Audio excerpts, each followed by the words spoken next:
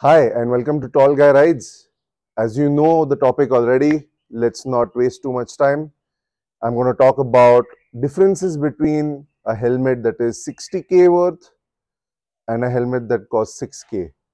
So if that's something that interests you, keep watching.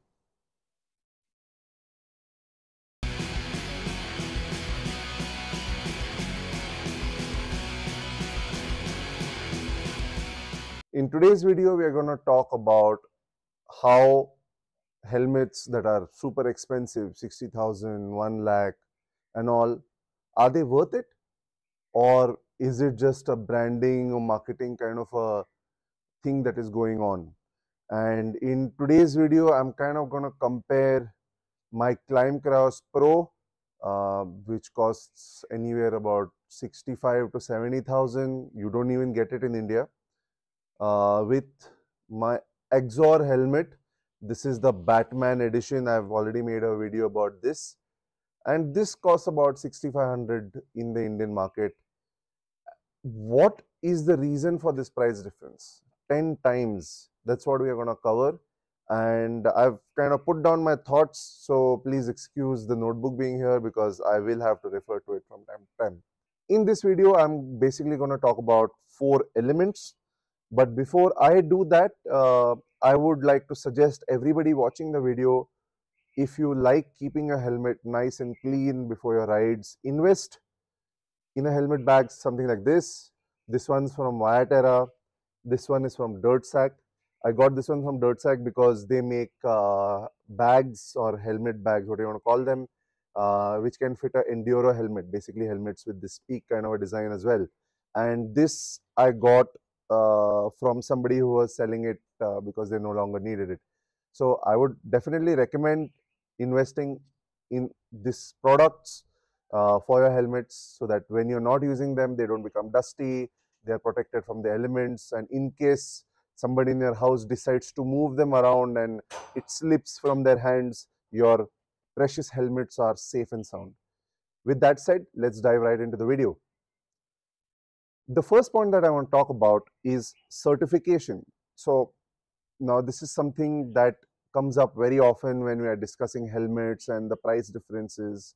And you will see that the 6,500 rupee helmet, that is the Exor, has a DOT certification as well as the ECE certification as well as the ISI certification. The ECE rating is R22-05, right?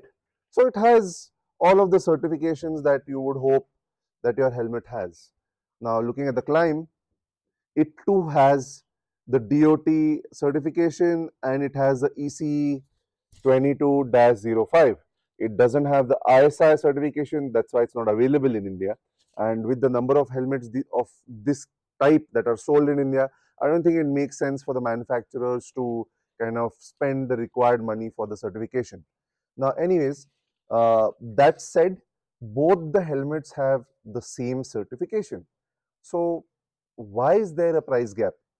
And my usual and fairly simple to understand option for this is, uh, in our school education, we all have passed, say, if you're above the age of 20, you're most probably passed your 10th standard and your 12th standard, whether it is from CBSE, ICSE, any other board, it doesn't really matter. But you have passed these levels of certification in your education, and then some of you have done your college, so you have a graduate degree, and then you have done your postgraduate as well. So I'm assuming these are some levels of education that you have gone through, like me. And let's just consider somebody who has passed out of 10th, right? Passing marks for 10th standard are, say, I think 40%, maybe 45%. Now I don't know what the standard is now, but when I was doing my 10th, it was about 35, 37%. And with 37%, you would pass your 10th standard examination. And there would be people who would aim for 90%, 95% based on what their thought was for their future and for their careers. Uh, and that's how it happens with these helmets as well. Some brands possibly are only looking towards getting that minimum qualification. I'm not going to take names, but it may happen to be at that level. And then there are some brands that want to push that envelope further to provide the best sense of security and assurance for the riders who wear them. So they go well out of their way to exceed these expectations when they're going in for the certification. So that is one very simple way of putting, say, a helmet like the Arai, world renowned for the level of safety that they provide. There's a reason why so many people in the motorcycling industry, the testing, reviewing industry, wear Arais. It's possibly because they are among one of the, if not the most safest helmets that are made. The company itself caters to its own standard of certification, the R75 or something like that. The correct thing I'll put in the subtitles, which defines the roundness of the helmet, and any imperfection there causes that particular helmet, where each helmet is handmade, to be disqualified, right? And they cater to that.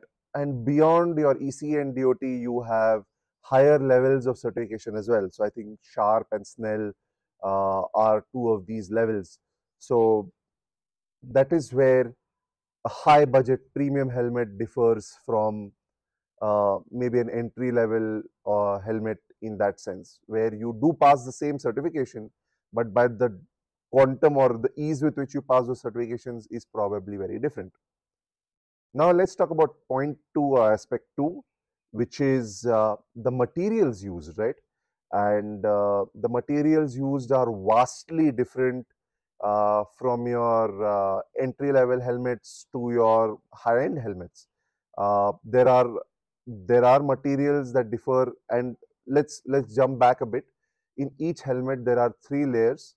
So there's the outer layer, which is the hard shell that you can see here. This is the hard shell. Then on the inside you have something which in the entry level helmets looks like this, basically black thermocol or something like that. The full form is EPS foam. I'll write that down in the subtitles.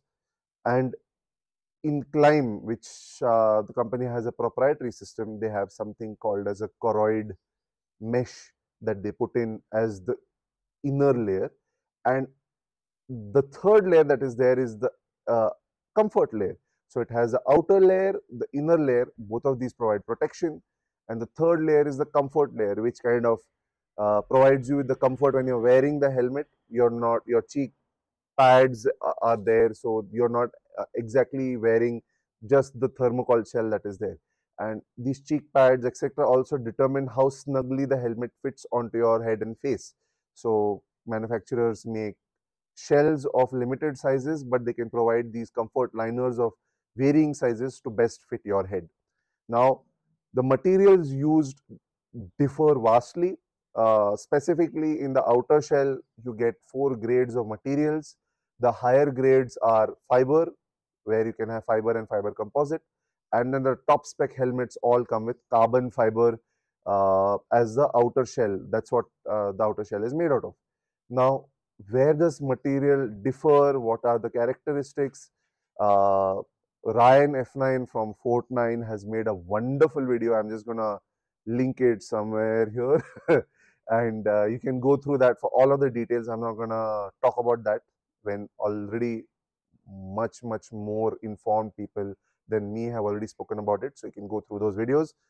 Basic idea is that as the grade of the outer shell improves, the ability of the outer shell to take impact and disperse it over a larger area increases, thereby reducing the impact that you feel on your head.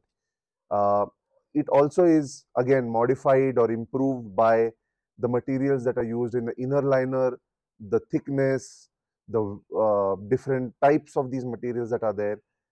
Ryan's video kind of talks about all of these elements in much better detail, so you can go through that and get a better understanding. Apart from that, now this is from a user perspective, right? Comfort liners make a day and night difference between the user experience of a helmet one versus the other. The comfort liner in the Climb is oh God, it's so comfortable. You can wear it all day long. You don't feel anything. Special moisture wicking technology. Whoa, whoa, whoa. Basically, the benefit is that it is extremely comfortable and you can use it for elongated durations without much issues, without there being smell in the helmet, all of that stuff. Uh, Now compare that to an entry level helmet. The comfort isn't that great. Now, third element is the R&D that these companies have done while making the helmets. And for a user like me, it doesn't matter what R&D they have done until and until I use the helmet and I wear the helmet. And there is a big difference in how the helmet fits your skull, how it holds your cheek pads together, how there is room between your mouth and the front part of the helmet, that is the jaw bar or the chin bar that you have for the helmet, how well the venting works, how aerodynamic the helmet is, all of that stuff. It is noticeable when you wear the helmet and you ride. Visually speaking, you may not notice it as much, but when you do wear it and you ride it, you will notice a big difference. And all of that comes from the R&D that has gone into making these helmets. And I mean, I'm sure the level of research and development and money spent on making the Axor is probably not as much as what's gone into making the Klim helmets. And I'm not talking about Axor specifically, just this is my example because I own this helmet as well as this. And yeah, now let's move on to the next point, the fourth aspect of why premium helmets are costlier. It's also to do with weight and weight balance.